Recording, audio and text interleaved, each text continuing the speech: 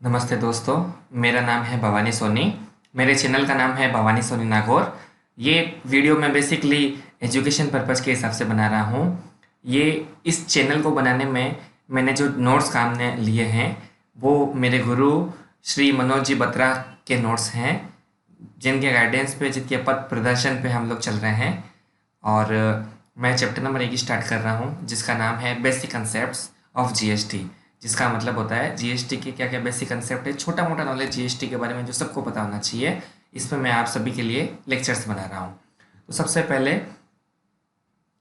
Need for GST in India, deficiency in earlier tax laws. Bharat में GST की क्यों ज़रूरत पड़ी, मतलब पुराने वाले जो कानून बने हुए थे उसमें क्या कमी थी जिसकी वजह से जीएसटी को भारत में लाना पड़ा।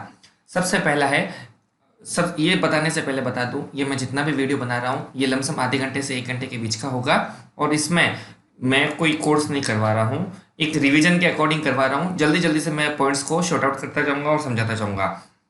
सबसे पहले जीएसटी की जरूरत क्यों पड़ी। कास्केडिंग ऑफ टैक्स, मतलब पहले टैक्स पे टैक्स लगता था, जैसे खाने पीने के ऊपर पहले वीट भी लग जाता था, फिर उसके ऊपर सर्विस टैक्स लग जाता था, तो उसको बोलते थे कास्केडिंग। तो टैक्स पे टैक्स लगता था, तो उस सिस्टम को हटाने के लिए जीएसटी लाए, अब सिंगल टैक्स लगता है। ठीक है।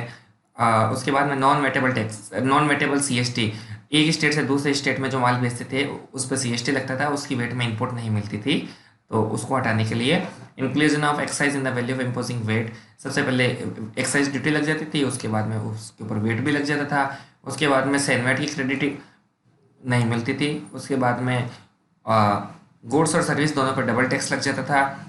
उसके बाद में ये इस तरीके से टैक्स लगते थे। इस वजह से जीएसटी को इंडिया में लाया गया। कंसेप्ट ऑफ जीएसटी, जीएसटी का क्या कंसेप्ट है।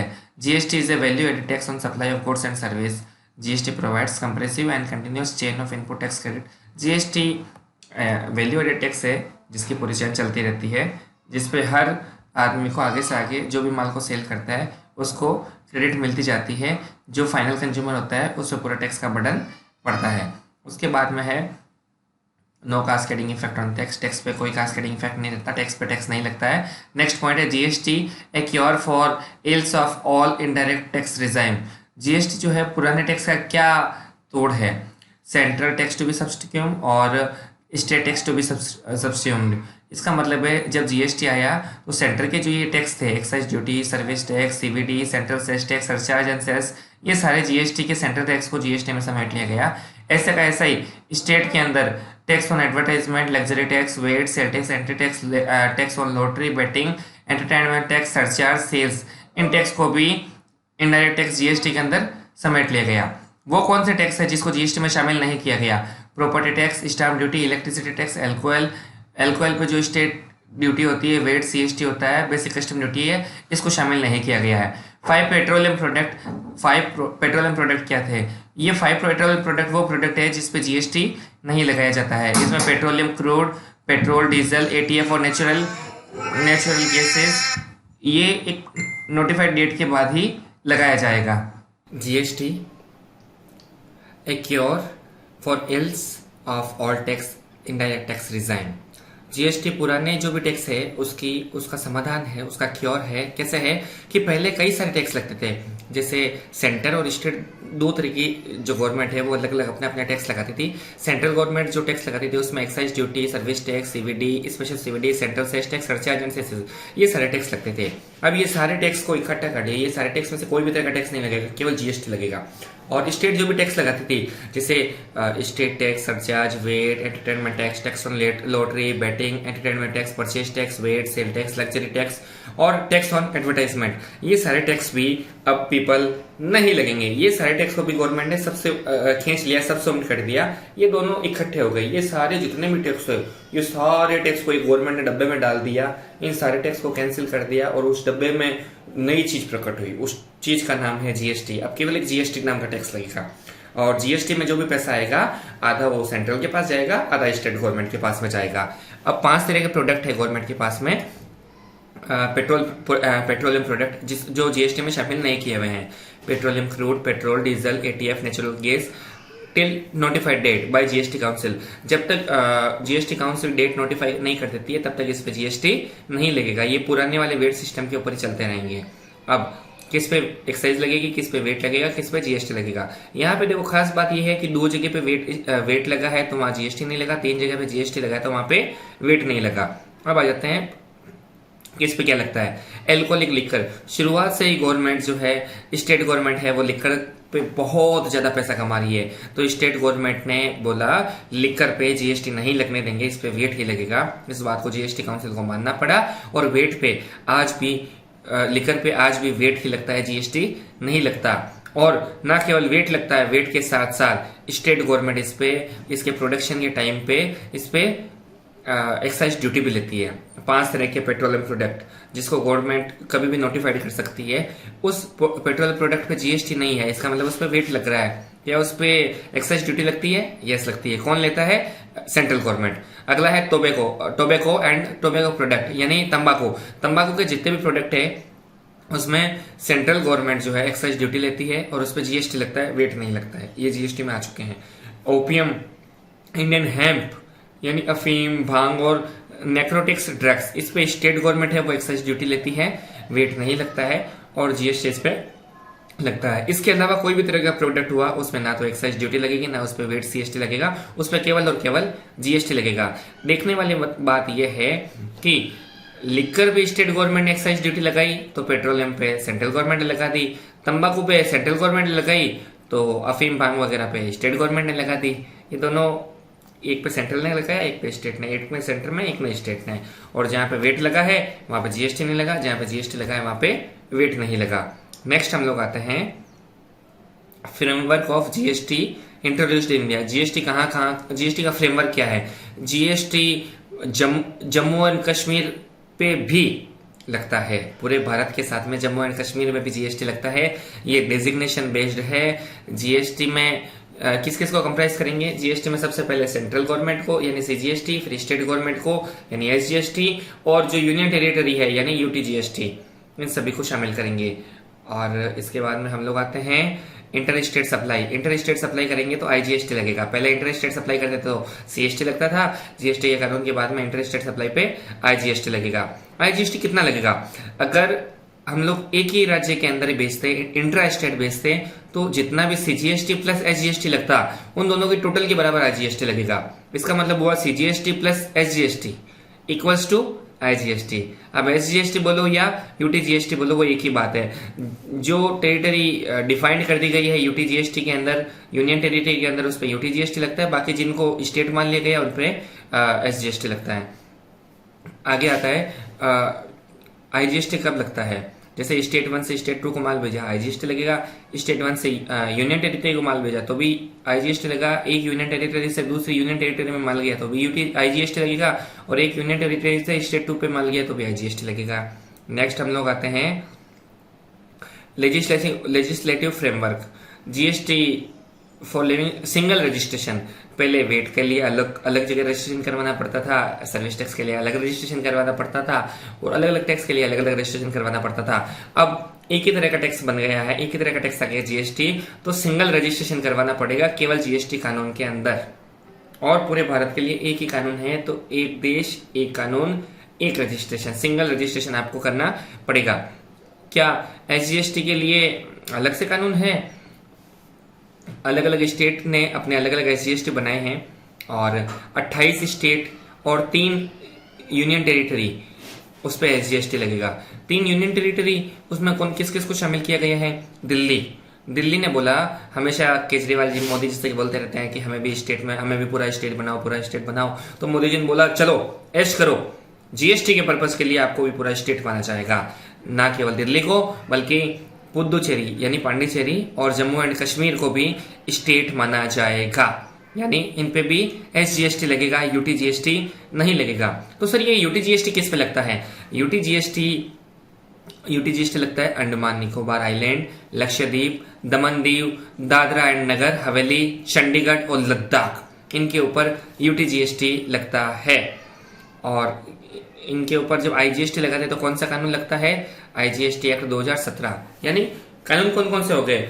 आईजीएसटी लगाने के लिए आईजीएसटी एक्ट 2017, सेंट्रल टैक्स लगाने के लिए सीजीएसटी एक्ट 2017 और एसजीएसटी लगाने के लिए सभी स्टेट्स के अपने अलग अलग कानून हैं जिसको हम लोग एसजीएसटी एक्ट बोलते हैं। क्या हमारे सिलेबस में सीजीएसटी, एसजीएसटी, आईजीएसटी तीनों है? नहीं, हमारे सिलेबस में सीजीएसटी और आईजीएसटी है। तो क्या एसजीएसटी आप हमको नहीं पढ़ाएंगे? ध्यान से सुनो, जो भी प्रोविजंस सीजीएसटी में है वो प्रोविजंस एसजीएसटी में है। 99.99% सीजीएसटी की जो भी प्रोविजंस है वो एज इट इज एसजीएसटी कानून में लिखी हुई है, कोई 19-20 का फर्क है। तो अगर आपने सीजीएसटी एक्ट पढ़ लिया तो समझ लीजिए आपने एसजीएसटी एक्ट भी पढ़ लिया। नेक्स्ट आते हैं, ये कैसे चलता है।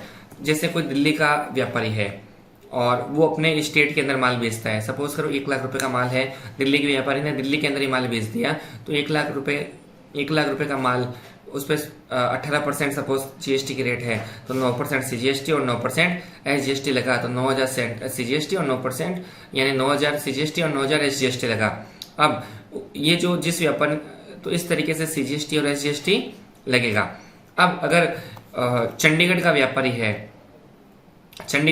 उसने चंडीगढ़ में ही माल बेच दिया, तो चंडीगढ़ तो यूनियन टेरिटरी है, तो 9% सीजीएसटी लगेगा और 9% यूटीजीएसटी लगेगा, यानी 9,000 सीजीएसटी, 9,000 यूटीजीएसटी। अगर सेल विद इन हरियाणा, अगर हरियाणा का व्यापारी हो, हरियाणा के अंदर ही सेल कर दी, तो 9,000 सीजीएसटी के और 9,000 एसजीएसटी के लगेंगे। नेक्स्ट हम लोग आते हैं क्लासिफिकेशन ऑफ गुड्स। गुड्स को कैसे क्लासिफिकेशन किया गया है?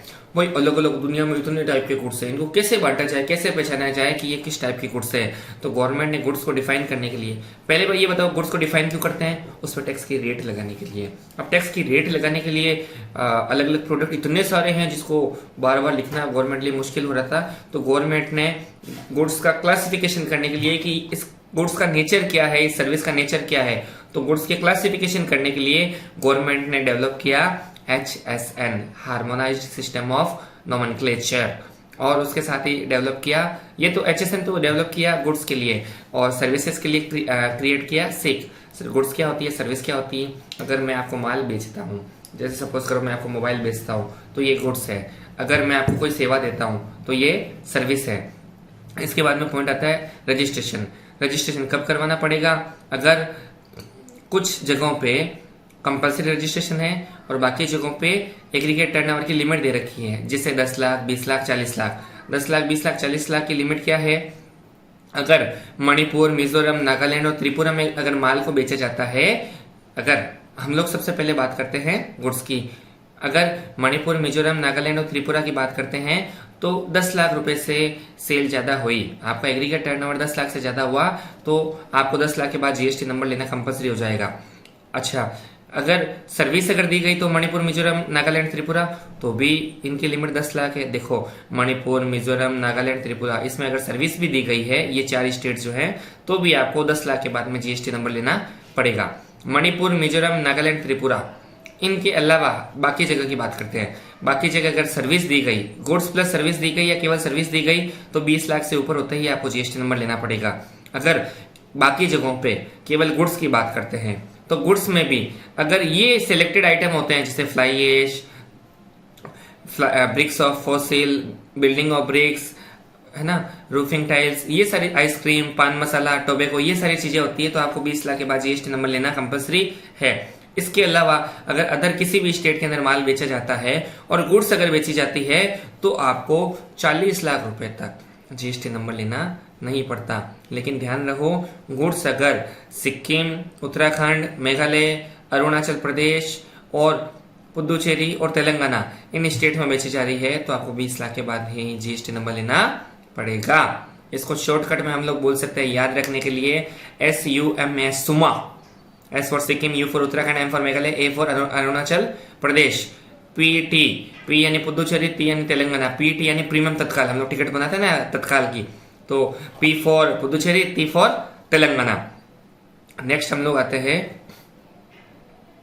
यानी सुम्मा की टिकट। सुम्मा को जापान से इंडिया बुलाया जा रहा है, तब 20 लाख के ऊपर जीएसटी लगेगा। ये केवल एक याद रखने की ट्रिक है। नेक्स्ट हम लोग आगे बढ़ते हैं कंपोजिशन स्कीम। सर ये कंपोजिशन स्कीम क्या होती है? बड़े बड़े व्यापारी जितने भी होते हैं, सबको रेगुलर स्कीम के अंदर पार्टिसिपेट करना पड़ता है। तो जो छोटे व्यापारी है, जिनका छोटा व्यापार है, उनको क्या कंपोजिशन लेना पड़ेगा? ध्यान से सुनो, अगर आपका टर्नओवर जो अभी ऊपर लिमिट बताई गई थी 10 लाख रेस्पेक्टिवली 10 लाख 20 लाख और 40 लाख, इससे कम होती है तो जीएसटी लेना आपके लिए कंपलसरी नहीं है, इट इज ओनली ऑप्शनल। आप अगर पानी पताशे पानी वाले छोटे से थैले वाले के पास जाके बोलते हो आप जीएसटी भरते हो, तो वो बोलेगा नहीं जीएसटी नहीं भरते हैं, चलो आपको सेल टैक्स डिपार्टमेंट पनिशमेंट देगा, तो वो बोलेगा भाई साहब किताबें हमने भी पढ़ी है, जीएसटी हमारा इतना टर्नओवर नहीं है कि हमको जीएसटी नंबर लेना पड़े। ओहो, क्या आपको भी इतना नॉलेज है? यस। तो गवर्नमेंट ने छोटे छोटे व्यापारी जिनका रेस्पेक्टिवली टर्नओवर 10 लाख 20 लाख और 40 लाख है, उनको जीएसटी के दायरे से मुक्त कर दिया। अच्छा, उन व्यापारियों का क्या जो इस 10 लाख 20 लाख 40 लाख से ज्यादा हैं, तो क्या सबको एक ही जैसा सिस्टम एप्लीकेबल होगा या सबको रेगुलर में लेना पड़ेगा? छोटे छोटे व्यापारी है उन लोगों को रिलीफ देने के लिए गवर्नमेंट ने एक कंपोजिशन स्कीम लाई गई है। कंपोजिशन स्कीम क्यों लाई गई? केवल वही व्यापारी जो केवल एक ही स्टेट में काम कर रहे हैं और छोटा सा बिजनेस चला रहे हैं, उन लोगों के लिए गवर्नमेंट कंपोजिशन स्कीम लेके आई है। डिटेल में आगे बताया जाएगा। आगे आ जाते हैं हम लोग एग्जम्पशन के अंदर। एग्जम्पशन क्या होता है? एग्जम्पशन बताता हूं अभी आपको, कहाँ गया एग्जम्पशन का point. Exemption apart from providing relief, the law also contains provision from granting exemption from payment of tax on essential goods and services। कुछ कंपल्सरी गुड्स और सर्विसेज है, गवर्नमेंट चाहती है इन चीजों पे कभी भी जीएसटी नहीं लगे, इसलिए उन चीजों को अगर आपका टर्नओवर 50 लाख भी हो जाता है, कितना भी आपका टर्नओवर हो, लेकिन अगर वो एसेंशियल आइटम्स में आती है तो आपको उसके लिए जीएसटी नंबर लेना नहीं पड़ेगा।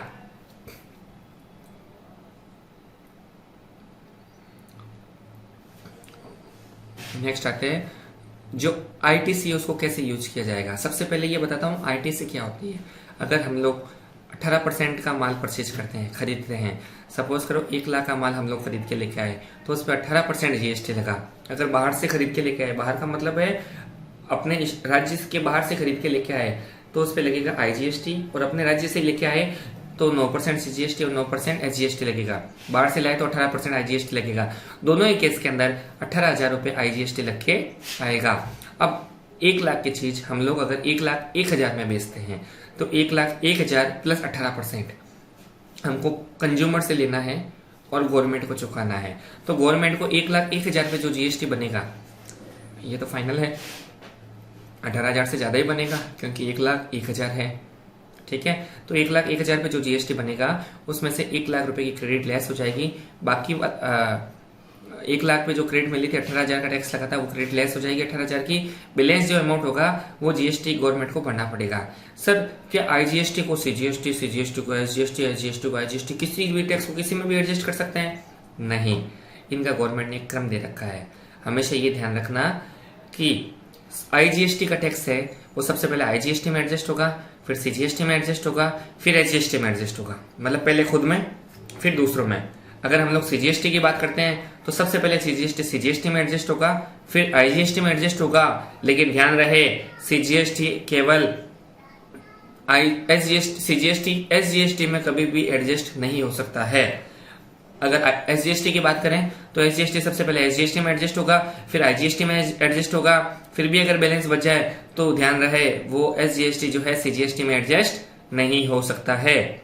ये था कि किस तरीके से इनपुट को यूटिलाइज किया जाए। क्रक्स के रूप में कह सकते हैं सीजीएसटी और एसजीएसटी कभी भी आपस में एडजस्टेबल नहीं है, एडजस्ट नहीं हो सकते हैं। अच्छा, जीएसटी कॉमन पोर्टल क्या है? गवर्नमेंट ने हम सबको फैसिलिटी देने के लिए, जैसे रजिस्ट्रेशन देने के लिए, रिटर्न भरने के लिए, आईजीएसटी का सेटलमेंट करने के लिए, रिफंड लेने के लिए, मैचिंग मैपिंग और गवर्नमेंट को रिपोर्ट देने के लिए एक सिंगल पोर्टल बना रखा है जिसकी वेबसाइट है www.gst.gov.in। इसको ये जो आप बना रखा है इसको हम लोग जीएसटी कॉमन पोर्टल कहेंगे। आगे आ जाते हैं। जीएसटी कॉमन पोर्टल के बाद में जीएसपीएस और एएसपीएस क्या है? गवर्नमेंट ने जीएसटी सुविधा प्रोवाइडर्स और एप्लीकेशन सर्विस प्रोवाइडर्स प्रोवाइड की है जिससे ये जीएसटी के काम को आसानी से किया जा सके। सपोज करो हम लोग अपनी एंट्रीज को आसानी से करना चाह रहे हैं, जितने भी थर्ड पार्टी सॉफ्टवेयर बनते हैं, तो जीएसटी की कोई भी इंफॉर्मेशन जीएसटी को फीड करनी हो, हम लोगों को जीएसटी डिपार्टमेंट को सेल दिखानी हो, तो क्या हमको केवल गवर्नमेंट के जीएसटी पोर्टल पे जो सॉफ्टवेयर दिया, क्या हम लोग को केवल उसी पे काम करना होगा? क्या दूसरे सॉफ्टवेयर पे काम नहीं कर सकते क्या?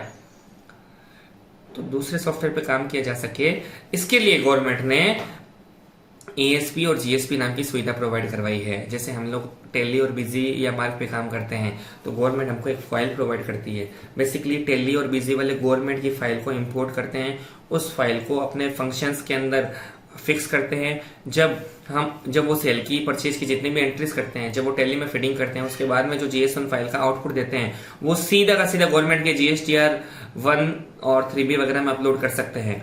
ये जो फैसिलिटी है, इस फैसिलिटी को जीएसपी और एएसपी कहा जाता है। कंपनसेशन सेस क्या होता है? जब जीएसटी लगाया गया था तो काफी सारे स्टेट्स ने विरोध किया कि जीएसटी लगने से हमारे स्टेट को घाटा लगेगा।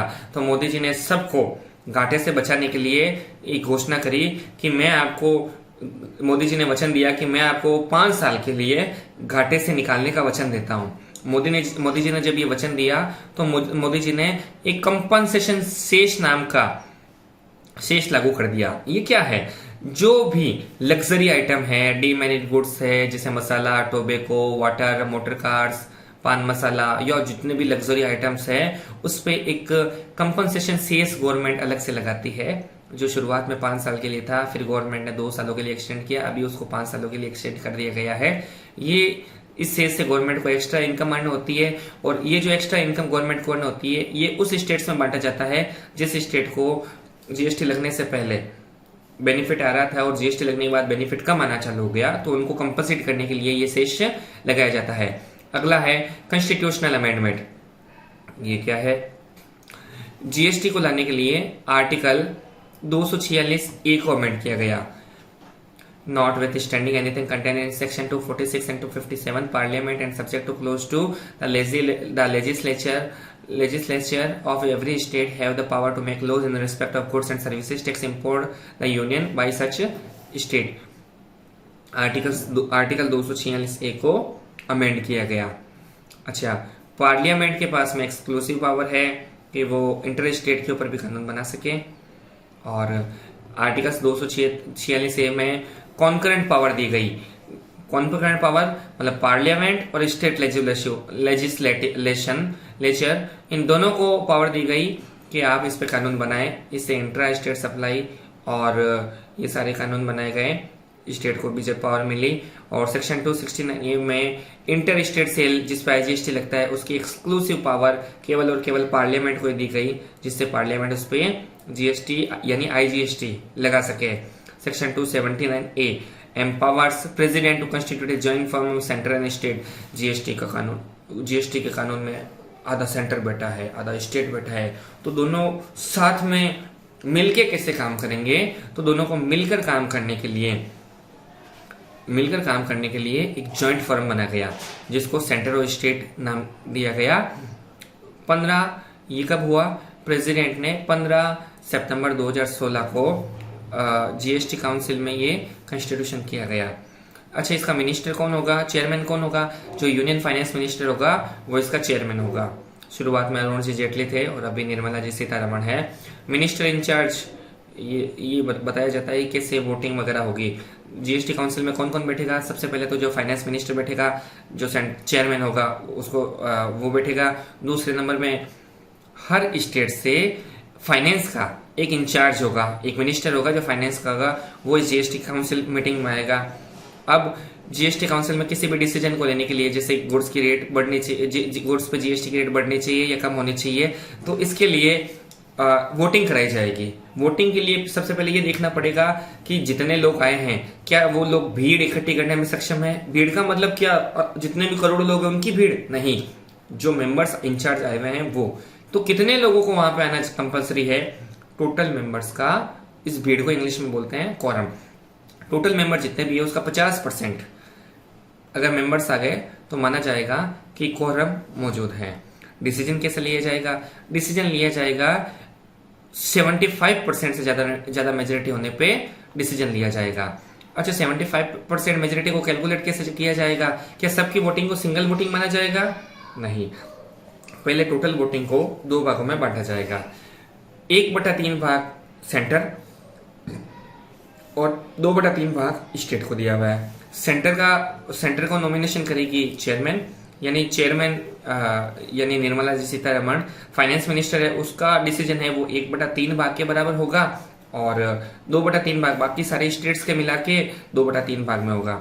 इसका मतलब क्या हुआ, सपोज करो सारे मेंबर्स मिलके एक डिसीजन ले रहे हैं कि ये जीएसटी के कानून में ये बदलाव होना चाहिए, यानी जितने भी कोरम थे यानी 2/3 यानी 66.67% लोगों ने बोल दिया ये जीएसटी की रेट बढ़नी चाहिए, और अकेले निर्मला सीतारमण जी ने बोल दिया कि ये जीएसटी की रेट नहीं बढ़नी चाहिए, तो क्या रेट बढ़ेगी?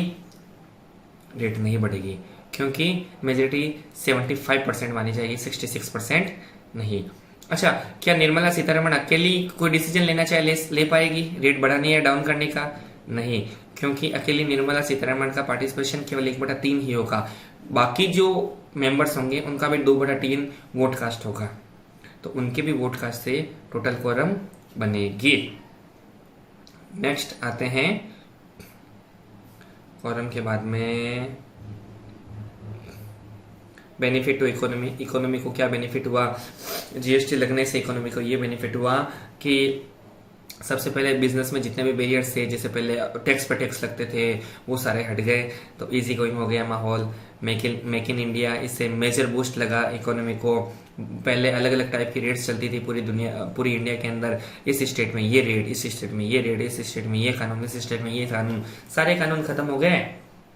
अगर कोई फॉरेन का इन्वेस्टर इंडिया में आना चाहता है और सपोज करो वो मोबाइल बेचना चाहता है, ठीक है, तो उसको ज्यादा कुछ पता लगाने की जरूरत नहीं है, उसको केवल इतना ही पता करना है इस पे जीएसटी की रेट कितनी है। उसको पता चला जीएसटी की रेट अगर 18% है, तो इस मोबाइल को चाहे आप इंडिया में कहीं से भी लाओ, इस पे 18% जीएसटी ही लगेगा, चाहे कोई भी स्टेट हो। कितना सरल कंसेप्ट कर दिया। पहले यही मोबाइल हर स्टेट में अलग अलग रेट की रेट लगती थी।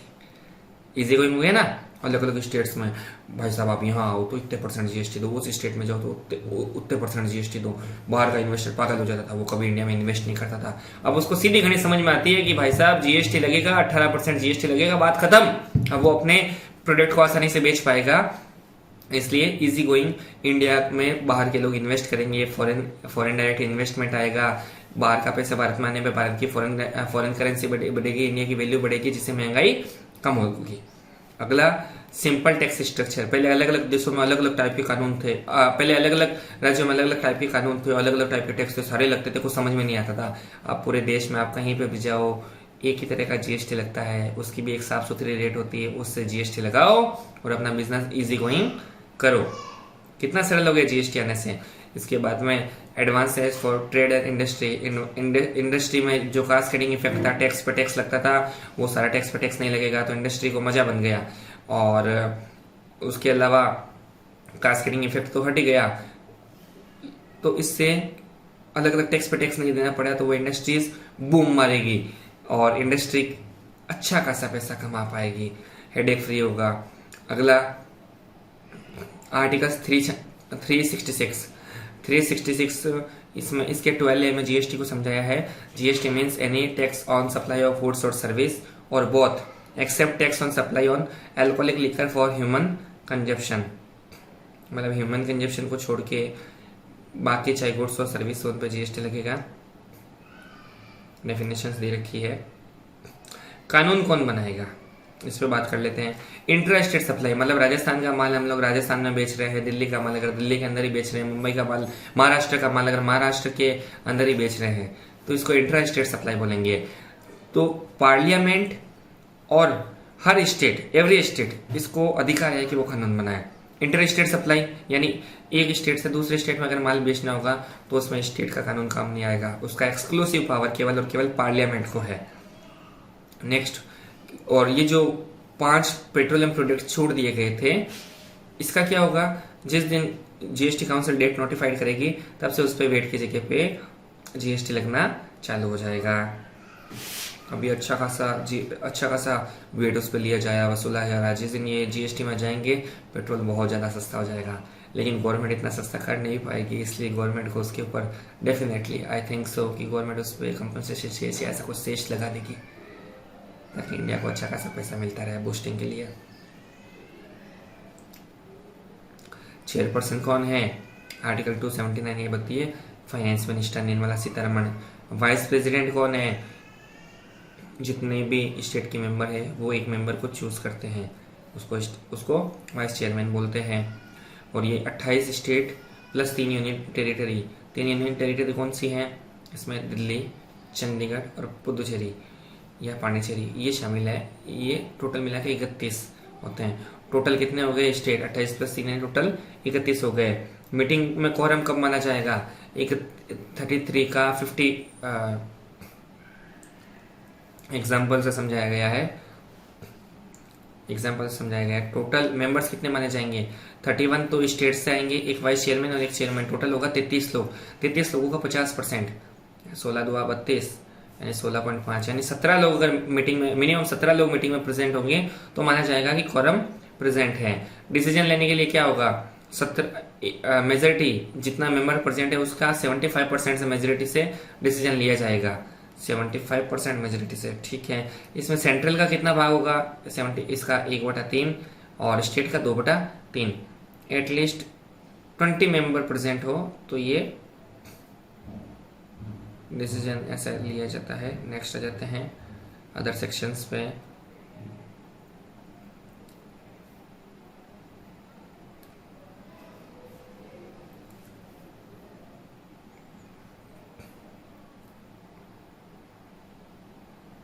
पहले क्या होता था? 1 लाख रुपए पे 12% एजुकेशन, ये एक्साइज ड्यूटी लगती थी, 1,12,000 उस ड्यूटी, ये इधर टैक्स लग गया, फिर भी गवर्नमेंट उस पर वेट लगाती थी, इसको बोलते हैं टैक्स पे टैक्स। तो 14,000 इस पे लग गया, फिर उसको अलग राज्य में भेजते थे तो उस पर CST अलग से लगता था। चुंगी भी, अगर चुंगी नाके पे चुंगी अलग से लगती थी, ठीक है। तो सामने वाले ने सपोज करो 1 लाख प्लस 12,000, सामने वाले ने 1,12,000 में खरीदा तो 1,12,000 उसकी कॉस्ट बन गई, उसने इतने का प्रॉफिट जोड़ा, फिर आगे बेचा। इस तरीके से आगे बेचते हैं।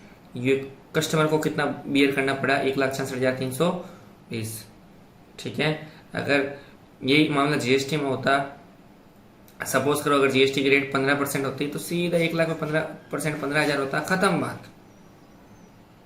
नेक्स्ट आगे चलते हैं।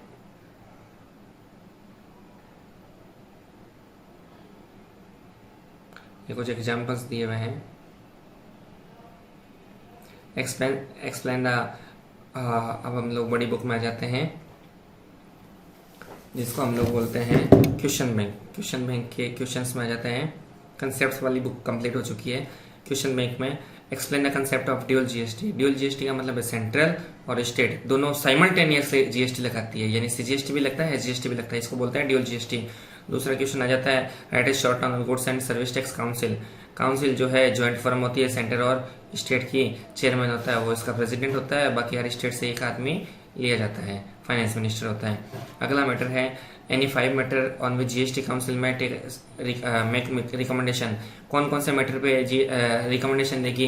कौन से प्रोडक्ट पे रेट बढ़ानी है, कौन से में रेट घटानी है, किस पर GST लगना चाहिए, किस पर GST नहीं लगना चाहिए, और कितने टर्न पर GST लगना चाहिए, कितने टर्न पर GST नहीं लगना चाहिए, कौन से प्रोडक्ट को एग्जाम्प्ट कर देना चाहिए।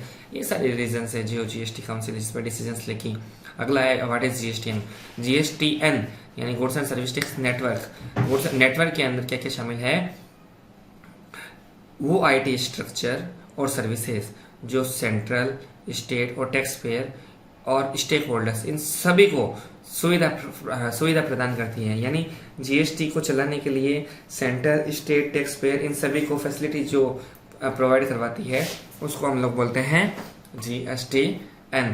आगे हम लोग बढ़ते हैं what are the functions perform by GSTN क्या क्या करती है? ये सबसे पहले रजिस्ट्रेशन देने में मदद करती है और कंप्यूटेशन, GST का कैलकुलेशंस करती है, कंप्यूटेशन करती है, सेटलमेंट करती है, मैचिंग करवाती है, मैपिंग करवाती है और सेंट्रल और स्टेट्स को अलग अलग रिपोर्ट्स प्रोवाइड करवाती है।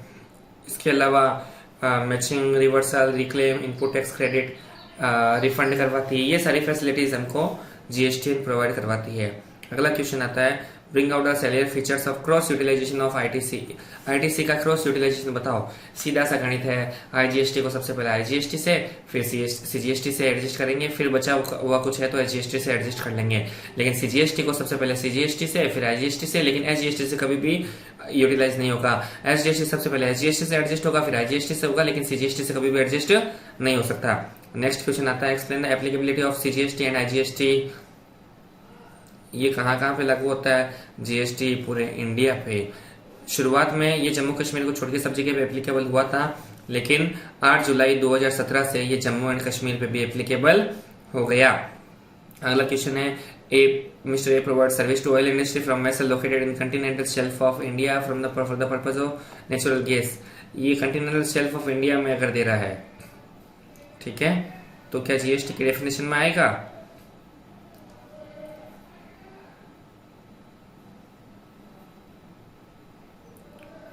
इस पर जीएसटी लगेगा। Next, mention the commodities kept out. GST में किसको आउट रखा गया? 5 पेट्रोलियम प्रोडक्ट को आउट रखा गया है। Petroleum, crude, motor spread, high diesel, natural gas, aviation. अगला, इंट्रा स्टेट सर्विस, इसके बताया गया 10,000 का माल है तो 900 रुपये सी जीएसटी, 900 रुपये एस जीएसटी आ गया। वापस अगला वैल्यू एडिशन करके बेचेगा तो उस पर सी जीएसटी और एस जीएसटी लगेगा। और 1080 में से 900 लेस हो गए, 180 गवर्नमेंट को पेएबल रहेगा। इसी तरह से एग्जाम्पल करवा दिया जाएगा। बहुत इजी गोइंग है, बहुत इजी है ये। और इसके बाद में हम लोग आ जाते हैं इम्पोर्टेंट एमसीक्यूज में। What shall be levied on the inter state branch transfer. Branch transfer पे होगा इंटर स्टेट, एक स्टेट से दूसरे स्टेट पे, तो आईजीएसटी लगेगा। Duties are leviable in case of import of goods. Import of goods पे कस्टम ड्यूटी, SWS, आईजीएसटी, ये सब कुछ लगेगा। सेंट्रल एक्साइज ये सभी पे लगेंगे। टोबैको पे एक्साइज ड्यूटी प्लस जीएसटी लगेगा। ये सारे छोटे छोटे क्वेश्चन है। ये आईसीआई के क्वेश्चन है। बेनिफिट ऑफ जीएसटी, जीएसटी का बेनिफिट है यूनिफाइड नेशनल मार्केट बन जाएगा, मेकिंग इंडिया बूस्ट होगा और इंडिया में इन्वेस्टमेंट और एम्प्लॉयमेंट बूस्ट होंगे। क्यों? फॉरेन का इन्वेस्टमेंट आएगा, फिर फॉरेन की करेंसी आएगी तो ये बूस्टिंग हो जाएगा। और इससे आगे हम लोग बढ़ते हैं तो डेजिग्नेशन बेस्ड टेस्ट है, ये कंज्यूमर है वो सारा टैक्स को बियर करेगा। और इसके बाद में हम लोग आगे बढ़ते हैं, dual GST has been implemented in India. ये सीजीएसटी एसजीएसटी साथ में लगता है। कहीं स्टेट की जगह पे अलग टेरिटरी है, अपनी टेरिटरी खुद की है तो वहाँ पे यूटीजीएसटी लग जाता है, लेकिन ड्यूल एक साथ में लगता है। Article 269A pertaining to levy of collection of GST, 269A ये भी आपको समझाया था। 246A पावर बनाने की, वो भी अभी आपको बता दिया गया था। ये क्वेश्चन ये आपके एग्जाम में आने के लायक है, कब कौन सा टैक्स लगेगा। Supply made by mister A to mister B within the union territory of Jammu and Kashmir. Jammu and Kashmir के अंदर ही अगर माल बेचा गया है तो सीजीएसटी एसजीएसटी लग जाएगा। और उसके बाद में with in the union territory of Ladakh, Ladakh जो है लद्दाख स्टेट नहीं है, खुद की यूनियन टेरिटरी है तो उसमें सीजीएसटी यूटीजीएसटी लग जाएगा। Supply made from the UT of Jammu and Kashmir to UT of Ladakh, मतलब स्टेट से यूनियन में भेजा गया तो आईजीएसटी लग जाएगा। Stock transfer made from UT of Jammu Kashmir by unit A to other unity of Ladakh, Jammu and Kashmir से लद्दाख में भेजा गया है, इसका मतलब आईजीएसटी लगेगा। उसके बाद में आया है supply made within Dadra Nagar Haveli by, Dadra Nagar हवेली में भेजा गया है, ये खुद की दादरा नगर हवेली जो है उसमें खुद की यूनियन लगती है तो सीजीएसटी और यूटीजीएसटी हो जाएगा। उसके बाद में stock transfer within Dadra Nagar Haveli and by एक यूनिट से दूसरे विद इन सिंगल रजिस्ट्रेशन। अगर खुद को ही माल भेज रहे हैं, खुद की यूनिट को माल भेज रहे हैं और अगर 2 रजिस्ट्रेशन है तो जीएसटी लग जाएगा, लेकिन एक ही रजिस्ट्रेशन सिंगल रजिस्ट्रेशन है तो उसको सप्लाई ही नहीं माना जाएगा। और अलग अलग रजिस्ट्रेशन है तो सीजीएसटी और अगर दादरा नगर हवेली है मतलब खुद की यूनियन है इसलिए यहाँ पे यूटीजीएसटी लग जाएगा। अगर दूसरा स्टेट होता तो सीजीएसटी और एसजीएसटी लग जाता। Supply made within Dadra Daman and Diu और दादरा नगर हवेली को मर्ज कर दिया गया आजकल, तो ये पूरा एक ही है। तो दादरा नगर दमन और दीव के अंदर ही अगर बेचा गया तो इनका खुद का यूनियन है तो सीजीएसटी और यूटीजीएसटी लगेगा। इसके बाद में supply made from Dadra Nagar Haveli to Daman Diu, Dadra Nagar हवेली और दमन दीव दोनों एक यूनियन है और एक ही जगह पे है, अलग अलग नहीं है, ये एक ही एरिया की है, ठीक है, ये खुद की यूनियन है इसलिए सीजीएसटी और यूटीजीएसटी लगेगा। थैंक यू दोस्तों, अगर आपने मेरा चैनल सब्सक्राइब नहीं किया है तो आप मेरा चैनल भवानी सोनी नागौर को सब्सक्राइब कीजिए। मेरा चैनल का नाम है Bhawani Soni Nagaur, like and subscribe कीजिए और अपना नॉलेज बढ़ाते रहिए। Thank you.